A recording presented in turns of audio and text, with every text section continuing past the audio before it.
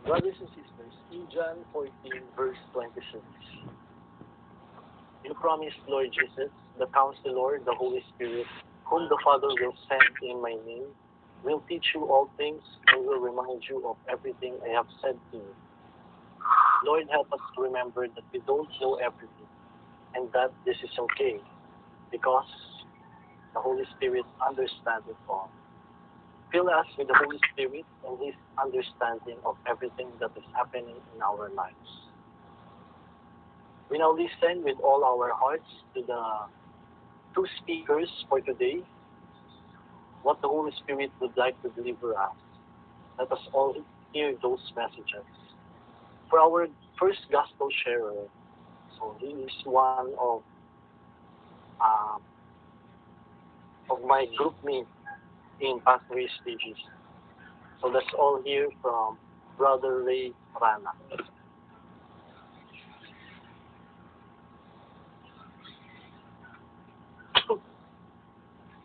Hello, brother.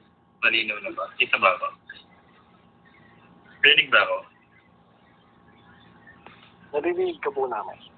Sige.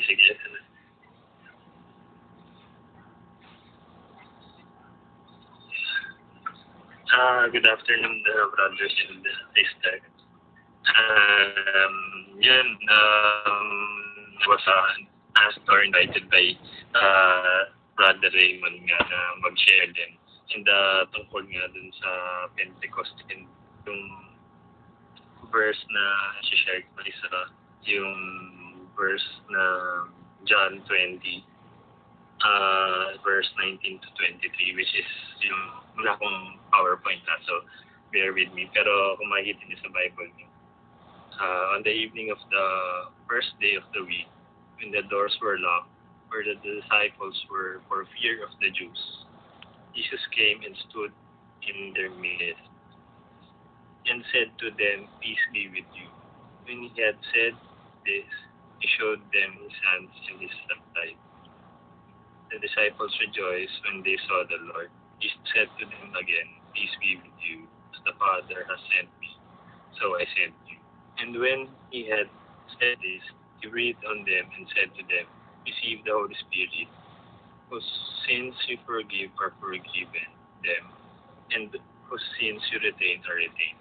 So, brothers and sisters, nung binasa ko itong Bible verse na to, it hit me kasi during this past, siguro, mga huling araw, siguro, for the past few months, hindi ako masyadong nakaka-attend ng community.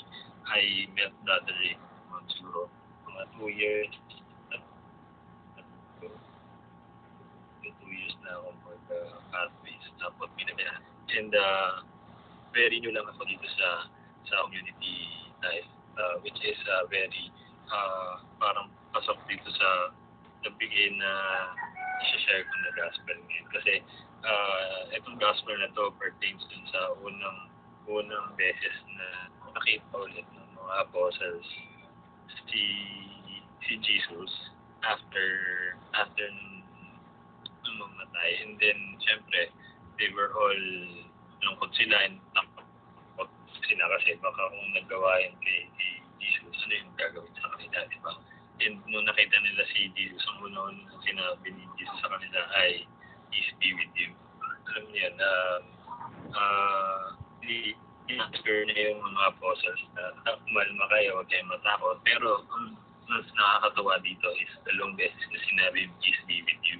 Kasi siguro naisip ni Jesus na baka nagigilty yung mga ibang apostles. Alam niyo yun, some of them nag-betray or hindi nila nagawa yung dapat nilang gawin as apostles. Pero si Jesus, ni-reassure niya, peace be with you as the Father has sent me and so I send you. So dalawang beses sinabi yung peace be with you para not only na matuwa kayo or magalak kayo dahil nagbalik na ako but also para din yung original na reason kung bakit nag-sacrifice si Jesus is para i-reassure kayo na lahat ng sins nga nyo na ginawa ninyo ay napatawad na at kung ano naman yung niretain nyo,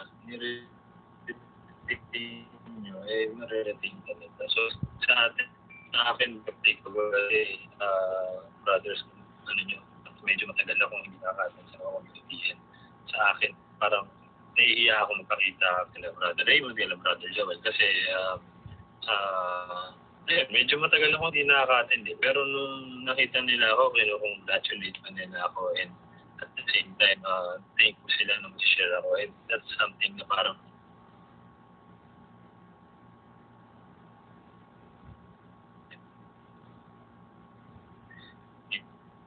Brother Raymond, ang sobrang applicable niya kasi uh, napili din ako to share even though na very new lang talaga ako, hindi ako masyadong share. Siguro once pa lang ako nakapag-share ng sa buong community namin sa Patrick's. Pero even na itong binigyan ako ng chance ni Brother Raymond, nakakatuwa and nakaka-flatter na yun, uh, na may value pala lahat. I mean, kay Lord, ganun din. Hindi, instead na, yung, hindi mo masasabing wala ka value. Lahat pinapahalaga ni Lord. Kasi, alam mo yun, kung walang halaga yung tao, di ba, hindi mo mararanasan yung lahat ng nararanasan mo. May be it be good or may it be bad. Lahat to, ibigay sa'yo ni Lord para maranasan mo. Kasi mahalaga ka para sa Kanya.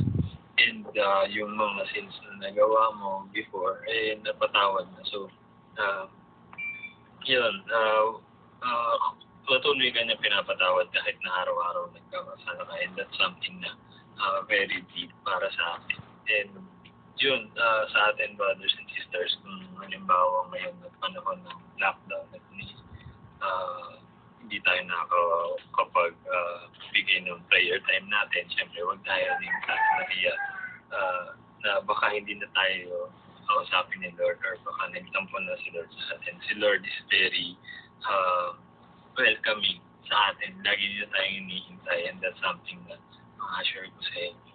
Dahil si Lord nandiyan na siya lagi. So sana, yun, ganun pa rin tayo. Huwag tayo maiyak kahit nakalimot tayo or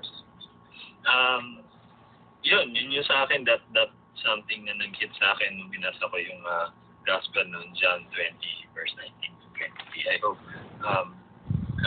meron din kayong nakuha from what I mean, nakarinig din kayo. Pero yun, sa akin, that's something na nag-hit sa akin. So, thank you, Brother Raymond, for letting me share yung thoughts ko and yung experience ko dun sa Bible verse na yun. Thank you, Brother Raymond. And sa buong Koro de San